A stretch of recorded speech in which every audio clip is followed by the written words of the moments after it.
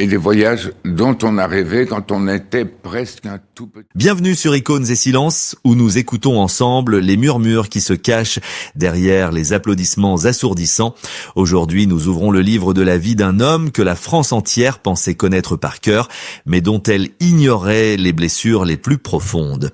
Imaginez un instant un dandy à l'éternel sourire en coin, une voix de velours qui a fait danser des générations et une silhouette indissociable du célèbre détective Nestor Burma.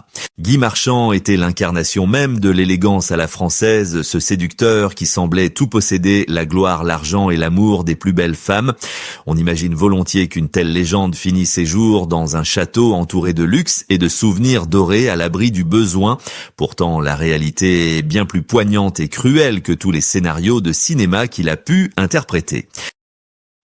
Dans la lumière déclinante de ces derniers jours, à Cavaillon, loin des tapis rouges parisiens, Guy Marchand a choisi de briser le silence pour révéler une vérité bouleversante.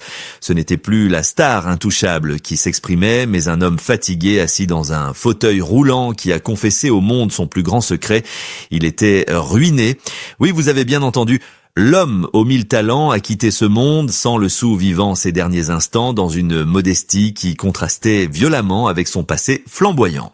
Comment un tel trésor national a-t-il pu tout perdre et se retrouver dans une telle précarité? Est-ce le prix d'une vie trop intense, brûlée par les deux bouts, ou la cruauté d'un système qui presse les artistes comme des citrons avant de jeter l'écorce? Avant de s'éteindre, il a eu le courage de tomber le masque et de nous livrer ses ultimes vérités sur ce métier qu'il a à la fois nourri et dévoré de l'intérieur. Mais pour comprendre comment ce prince de la vie s'est retrouvé face au vide, il nous faut remonter le temps. Il nous faut retourner là où tout a commencé pour découvrir l'homme fragile derrière la légende et comprendre les racines de ce destin aussi grandiose que tragique. Si l'on devait peindre le portrait de la France des années 70 et 80, il faudrait impérativement y inclure le sourire ravageur de Guy Marchand. Il n'était pas simplement un artiste qui passait à la télévision, il était une présence familière, une voix de velours qui semblait murmurer à l'oreille de chaque spectateur. Son ascension vers les sommets n'a pas été une simple marche, c'était une envolée spectaculaire portée par un charisme naturel qui traversait l'écran. C'était l'époque où la France avait besoin de figures rassurantes, de ces hommes qui alliaient virilité et sensibilité, et Guy Marchand incarnait à la perfection cet idéal masculin, le crooner, à la française capable de faire pleurer les violons et battre les cœurs. Le véritable tournant, le moment où son nom s'est gravé à jamais dans l'inconscient collectif, est arrivé avec une mélodie que personne n'a pu oublier. En 1982, le film Les Sous-doués en vacances propulse la chanson destinée au rang d'hymne national. Ironie du sort pour cet amoureux puriste du jazz, cette chanson de variété est devenue un phénomène culturel incontournable, résonnant dans tous les mariages et les fêtes de village de l'Hexagone. Avec ce tube, Guy Marchand n'était plus seulement un chanteur, il devenait le symbole d'une époque insouciante et joyeuse, mais son talent était trop vaste pour se limiter à la chansonnette. Le cinéma lui a ouvert grand ses bras, lui offrant l'opportunité de prouver qu'il était un acteur de génie capable de tenir tête aux plus grands monstres sacrés. Dans Garde à vue face à Lino Ventura et Michel Serrault, il a livré une performance magistrale qui lui a valu le César du meilleur acteur dans un second rôle, prouvant à ses détracteurs qu'il n'était pas qu'un beau parleur, mais un comédien d'une profondeur abyssale. Pourtant, c'est véritablement dans les années 90 que Guy Marchand est devenu une part indissociable de notre quotidien, en endossant le manteau du détective Nestor Burma. Durant plus d'une décennie, il a arpenté les rues de Paris avec son saxophone et son impertinence donnant vie au personnage créé par Léo Mallet avec une telle justesse qu'il a fini par se confondre avec lui. Pour des millions de Français, il était un Nestor Burma, ce privé désabusé mais au grand cœur qui résolvait les enquêtes entre deux traits d'humour cynique. Chaque épisode était un rendez-vous sacré réunissant les familles devant le petit écran cimentant son statut d'icône populaire intouchable.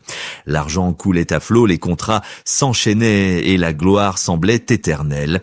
Il était le latin lover que tout le monde s'arrachait, l'invité d'honneur des plateaux télévisés, celui à qui tout réussissait. Mais attention, car la lumière la plus vive crée toujours les ombres les plus noires. Derrière les paillettes et les sourires de façade, une toute autre réalité commençait à se dessiner.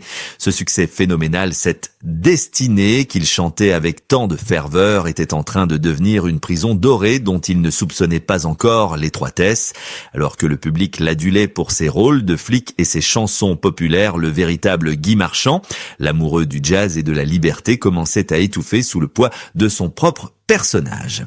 Il ne le savait pas encore, mais en acceptant de devenir ce que le public voulait qu'il soit, il venait de signer un pacte dangereux avec une industrie qui ne pardonne aucune faiblesse. Et c'est précisément là, au sommet de sa gloire, que les premiers pièges se sont refermés sur lui, préparant le terrain pour une chute lente et silencieuse que personne n'avait vu venir. Tandis que la France entière fredonnait ses refrains et se passionnait pour ses enquêtes télévisées, Guy Marchand vivait une réalité bien plus sombre, une sorte de schizophrénie artistique qui le rongeait de l'intérieur. Le public voyait en lui un homme comblé, nageant dans le bonheur et la réussite, mais dès que les caméras s'éteignaient, le silence retombait sur ses épaules comme une chape de plomb. C'est ici que réside la véritable tragédie de sa vie, ce décalage insupportable entre l'artiste qu'il rêvait d'être et le produit de consommation que l'industrie du spectacle avait fabriqué. On l'avait enfermé dans une case, celle du latin lover, un peu ringard, du charmeur à la voix grave, une image qu'il a fini par détester de toutes ses forces, mais dont il ne pouvait plus se défaire.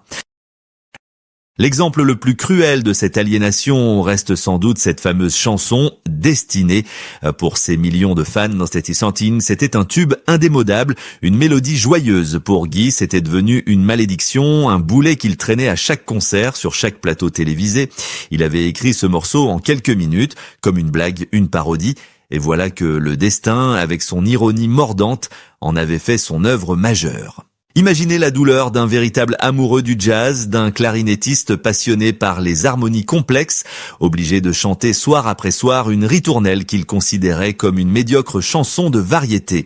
Il se sentait trahi par son propre succès, manipulé par des producteurs qui ne voyaient en lui qu'une machine à cash, indifférent à ses aspirations artistiques profondes.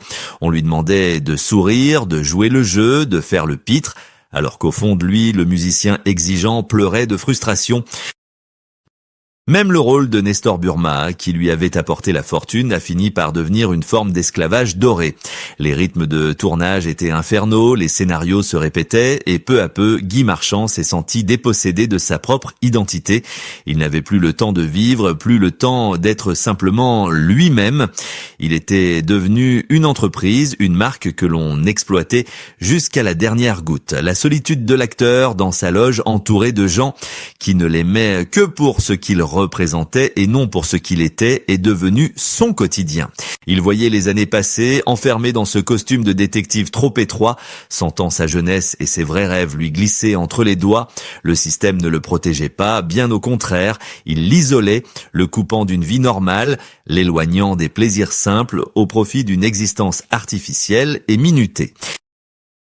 C'est dans ce vide affectif et artistique que le piège financier a commencé à se refermer. Pour compenser cet immense vide, pour se sentir vivant malgré tout, Guy a commencé à brûler la vie par les deux bouts. L'argent qu'il gagnait à la sueur de son front, il le dépensait avec une frénésie presque suicidaire.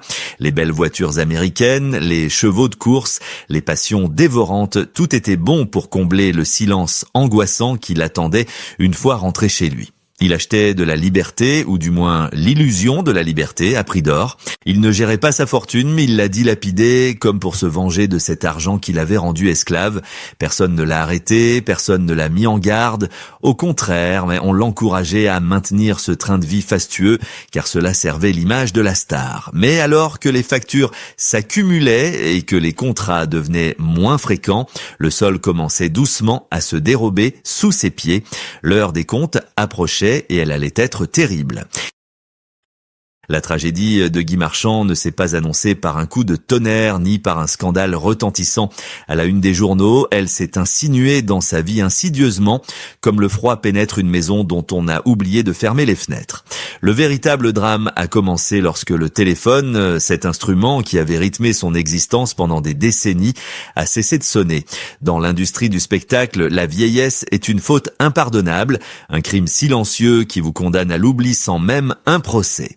Du jour au lendemain, les producteurs qui l'encensaient ont détourné le regard, préférant des visages plus jeunes, plus frais, laissant le vieux lion seul avec ses souvenirs.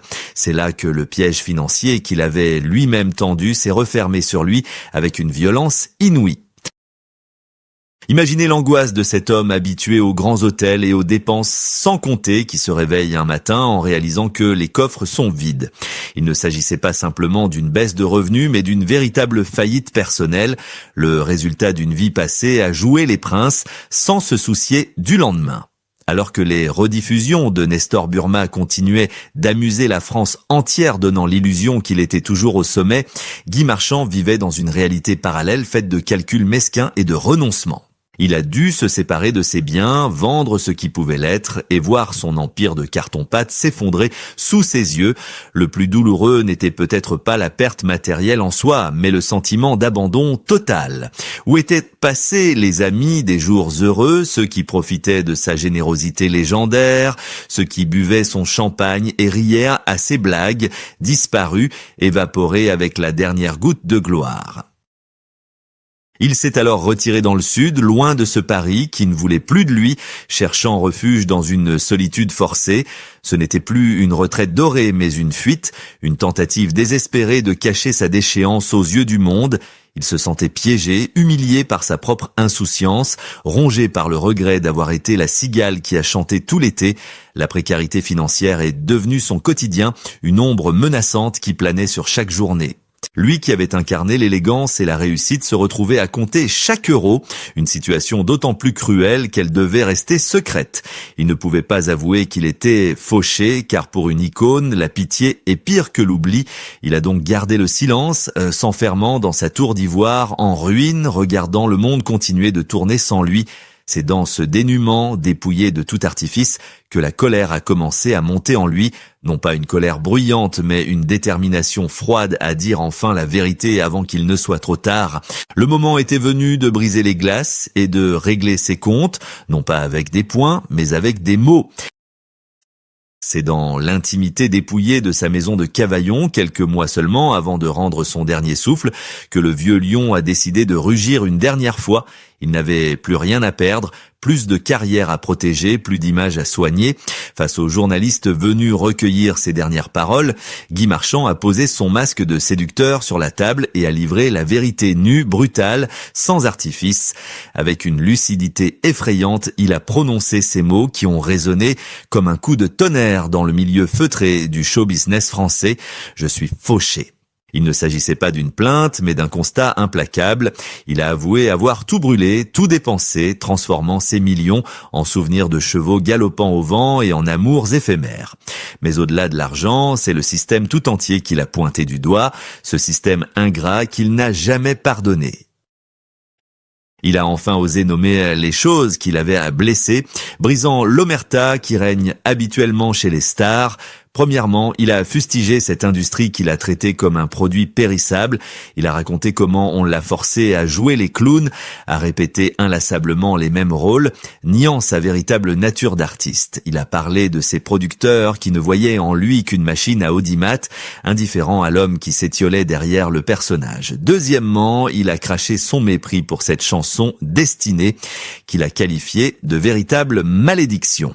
Il a expliqué avec une amertume poignante comment ce morceau, qu'il détestait profondément, lui avait volé sa légitimité de musicien de jazz, le condamnant à être, aux yeux du grand public, le chanteur d'une mélodie facile, alors qu'il rêvait de complexité et de noblesse musicale. Enfin, il a désigné son dernier ennemi, peut-être le plus redoutable, sa propre solitude au sein de la foule. Il a révélé qu'il avait passé sa vie entouré de milliers de personnes, sans jamais être vraiment vu. Il a confessé que ses excès, ses voitures de sport et ses dépenses folles n'étaient que des pansements dérisoires sur une âme qui saignait. En avouant sa ruine, Guy Marchand ne cherchait pas la charité, il cherchait à reprendre le pouvoir en disant « je n'ai plus rien ». Il disait en réalité « je suis enfin libre ». Libre de ne plus mentir, libre de ne plus faire semblant d'être riche et heureux pour plaire à la galerie. Ce moment de vérité fut son ultime performance, non pas joué pour une caméra, mais vécu avec ses tripes. Il a transformé sa déchéance financière en une victoire morale, prouvant qu'on peut tout perdre matériellement, mais garder sa dignité intacte jusqu'à la fin. C'était un adieu sans phare, le testament d'un homme qui a préféré brûler sa vie plutôt que de la laisser s'éteindre à petit feu dans l'ennui et le mensonge. Au-delà des chiffres effrayants de sa faillite et de l'amertume de ses dernières confidences, l'histoire de Guy Marchand résonne comme un avertissement universel et intemporel. Elle nous force à regarder en face la cruauté d'une industrie qui trop souvent broie les humains pour fabriquer des légendes. Guy Marchand n'était pas seulement une victime de ses propres excès, il était le symbole d'une génération d'artistes que l'on a aimés pour leur image tout en ignorant leurs âmes. Son parcours nous pose une question dérangeante mais nécessaire sur notre propre responsabilité en tant que public. Avons-nous trop aimé le personnage de fiction au point d'en oublier l'homme qui souffrait derrière le masque?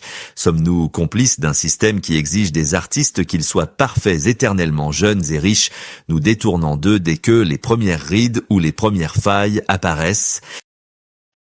La ruine de Guy Marchand n'est pas un échec, c'est peut-être paradoxalement sa plus grande réussite philosophique. Dans un monde obsédé par l'accumulation et le paraître, il a choisi de tout dépenser, de tout vivre, de tout ressentir jusqu'à la dernière seconde. Il nous rappelle que l'argent n'est qu'un moyen et que la véritable richesse réside dans les souvenirs, les passions galopantes et les amours sincères, même si elles laissent des cicatrices. Il a refusé d'être le gardien d'un musée poussiéreux à sa propre gloire, préférant mourir léger délesté, du poids du matériel comme un voyageur prêt pour son ultime départ.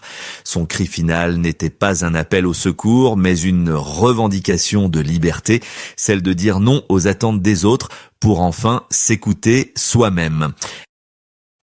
Aujourd'hui, alors que le rideau est définitivement tombé, ne retenons pas de lui l'image triste d'un vieillard ruiné, mais celle d'un artiste incandescent qui a payé le prix fort pour sa liberté. Il nous laisse avec cette pensée troublante et magnifique qu'il vaut mieux finir pauvre après avoir vécu comme un roi que de mourir riche sans avoir jamais vraiment existé. Guy Marchand a brisé le silence non pour demander pardon, mais pour que nous puissions enfin entendre la seule musique qui comptait vraiment pour lui, celle de son cœur.